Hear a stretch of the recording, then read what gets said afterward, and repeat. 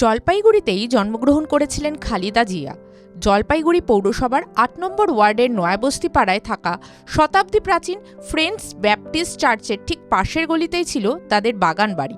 নয়াবস্তি পাড়ায় কেটেছিল খালেদার শৈশবের বেশ কয়েকটা বছর।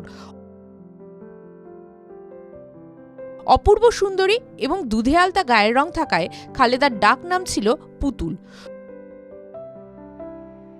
শহরের প্রবীণ ব্যক্তি এবং ইতিহাসবিদদের দাবি, জলপাইগুড়িতেই স্কুলে ভর্তি হয়েছিলেন খালেদা। জলপাইগুড়ির সাহিত্যিক ও লেখক প্রয়াত কামাখ্যা চক্রবর্তীর বিখ্যাত বই সেকালের জলপাইগুড়ি শহর এবং সামাজিক জীবনের কিছু কথা অনুযায়ী জানা যায়, দেশভাগের পর খালেদার পরিবার মুখার্জি পরিবারের সঙ্গে সম্পত্তি বিনিময় করে ওপারে চলে যায়। বাংলাদেশের প্রাক্তন প্রধানমন্ত্রীর মৃত্যুতে আজ শোকের ছায়া জলপাইগুড়ির নয়াবস্তিতেও। খালেদার আদি বাড়ির এক অংশে এখন থাকেন চক্রবর্তী ও গোপ পরিবার। সবটা মিলিয়েই ছিল খালেদাদের বাড়ি।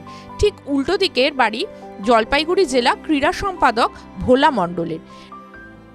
খালেদা জিয়ার জন্ম আমাদের বাড়ির উল্টো দিকে জমিতে, যেটা দেশভাগের পর যখন সমস্ত এক্সচেঞ্জ হয় তখন অমরেন্দ্রনাথ চক্রবর্তী তিনি জলপাইগুড়ি এই বাড়িতে আসে এবং খালেদা জিয়ার আজ বাংলাদেশে চলে যায়। এই বাড়ি তখন থেকে অমরেন্দ্রনাথ চক্রবর্তীরা থাকে এবং খালেদা জিয়া আমার বাড়ির উল্টো দিকেই ছিল। আমার মায়ের কোলেই সে মানুষ হয়েছে। ইতিহাসবিদ ডক্টর আনন্দ গোপাল ঘোষের দাবি, 1950 সালের পর খালেদার পরিবার জলপাইগুড়ি ছেড়ে চলে যায়। তার দাবি, খালেদার বাবা ইস্কিন্দার মিয়া চায়ের ব্যবসার সূত্রে নোয়াখালী থেকে জলপাইগুড়ি এসেছিলেন। খালেদা জিয়ার বাবা তো চায়ের ব্রোকার ছিলেন, ইস্কিন্দার মিয়া। দুই ভাই, আমির উদ্দিন মিয়া, ইস্কিন্দার মিয়া। এই ইস্কিন্দার মিয়া চায়ের ব্রোকার এবং ওনারা ওই আমাদের যে নয়াবস্তি ওই অঞ্চলে বাস করতেন। এখন খালেদা জিয়ারা দুই বোন। এই দুই বোন তখন জলপাইগুড়িতে ওরা কিন্তু প্রথমে যান নাই। খালেদা জিয়ারা গেল রংপুর এবং এখনও জলপাইগুড়ির যে এই যে কামারপাড়ার লোকেরা, তার 80% লোক গেছে রংপুরে। বিখ্যাত ফুটবলার ফজলার রহমানের ছেলে পুটু রহমানের দাবি, তার বাবার সঙ্গে খালেদার পরিবারের খুবই ঘনিষ্ঠ সম্পর্ক ছিল।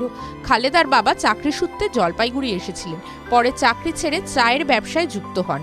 খালেদা প্রধানমন্ত্রী থাকাকালীন বাংলাদেশ সরকারের আমন্ত্রণে তিনি ওপার বাংলায় গিয়েছিলেন। যেহেতু নয়াবস্তিতে ওনার বাড়ি ছিল, যেহেতু তখনকার দিনে খুব কম সংখ্যক মানুষ জলপাইগুড়িতে বসবাস করতো, সেজন্য তাদের সঙ্গে সবার আত্মীয়তার একটা ছিল এবং আমাদের খুবই ক্লোজ বলেন, আত্মীয় বলেন, আমাদের ওতপ্রোত সঙ্গে জড়িত। বাংলাদেশের স্পিকার, অস্থায়ী প্রেসিডেন্ট কিছুদিন ছিল, সে আমাকে ডেকে নিয়ে গেছিলো, তার বাসভবনে আমাকে নিমন্ত্রণ করছিল, সেখানে খাওয়া দাওয়া করেছি আমি এবং পার্লামেন্টেও গেছি। এবং আমার সৌভাগ্য হয় না যে উনি আমাকে বলেছিল যে চলো প্রধানমন্ত্রীর বাসভবনে। আমি বলছিলাম যে প্রধানমন্ত্রীর বাসভবনে, তখন আমার আর সময় হয়নি, বাংলাদেশের ভারতে ফেরার সময় হয়ে গেছে। খালেদা জিয়াদের জলপাইগুড়ির বাগানবাড়ির একটা অংশ কিনে বাড়ি বানিয়েছে গোপ পরিবার। ওই পরিবারের দুই সদস্য ঝর্ণা গোপ এবং নীলকণ্ঠ গোপ খালেদা জিয়ার স্মৃতিচারণ করে দুজনেই গভীর শোক প্রকাশ করেছেন। আমরা শুনেছি যে এটা হচ্ছে খালেদা জিয়ার বাগান বাড়ি ছিল, আর হচ্ছে সামনেটা ছিল হচ্ছে ওরা থাকতো। খুব সুন্দরী মহিলা ছিল। ছোটবেলাটা এখানেই নাকি কেটেছে, আর সদরগার্লসে পড়তো, ডাকনাম বিউটি ছিল, সুন্দরী মহিলা। খালেদা জিয়া এইখানেই শৈশবটা কেটেছে এবং তার মৃত্যুটা আমাদের কাছে সত্যি বেদনা এবং দুঃখেরজনক ব্যাপার। কারণ উনি ছোট শৈশবটা যেমনই কেটেছে এবং পড়াশোনাও শৈশবকালে এখানেই করছেন।